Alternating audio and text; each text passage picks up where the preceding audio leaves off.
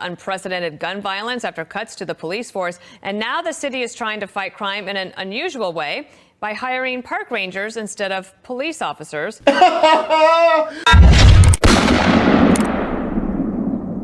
going to try to keep a straight face for this one. So Portland is one of the places that defunded the police. They defunded the police by $15 million. $15 million. And after that, guess what happened? There was a ridiculous amount of gun violence, protests. I think they had their own crime city at one point. And violence in general skyrocketed through the roof. And so they finally kind of learned their lesson, but not really.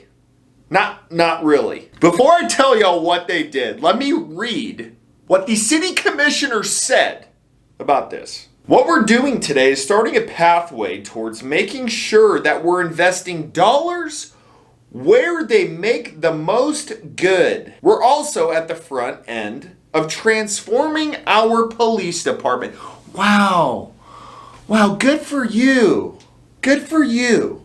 Are you also at Antifa riots? Maybe you're Sleepy Joe's personal masseuse. Sure sounds like it. So they took away $15 million. Now they're giving emergency funding of $2 million. To do what? They want to hire 24 park rangers. Come on, man. In Portland? What parks are they protecting? No, it gets better. So what this does is it gives the Portland Police Department no money. They get none of it. So they're still defunded by $15 million. But what it does, it gives somebody money to assemble a new gun violence team. And they're going to be called the Focus Intervention Team. Now this is where it gets great. It honestly kind of dumb. These park rangers, guess what they're equipped with? No, not bear traps and squirrel shooters. They get pepper spray and a radio. Oh man, it sounds like an old lady going to a Walmart. They got a phone and they got pepper spray. One to call the police if there's a bad situation going on, and one to spray a dude if they're not leaving him alone. And there's already been an instance where this has been proven not to work, obviously. These two so-called park rangers were patrolling a park, and apparently some guy got hit with a paintball, and so he was carrying around a machete. And so when he was confronted by these park rangers, he threatened to kill them.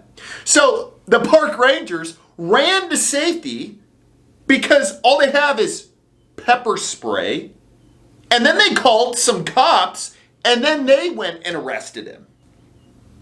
So once again, what is that $2 million going to? You're just putting more people in danger. Okay. You want some people to greet the suspects and the criminals. Say hi, see how they're doing, and then you want them to run 100 yards to their car or their golf cart or their bike or whatever you give them, whatever's in the budget, and then they can call real cops, and then they come out. So explain to me, what is the difference between somebody just calling the cops in the first place and getting rid of the park rangers or whatever the fuck you call them versus having these two greeters go out, do whatever they do, which is nothing, and then calling the cops? Great job, Portland. Wow. God.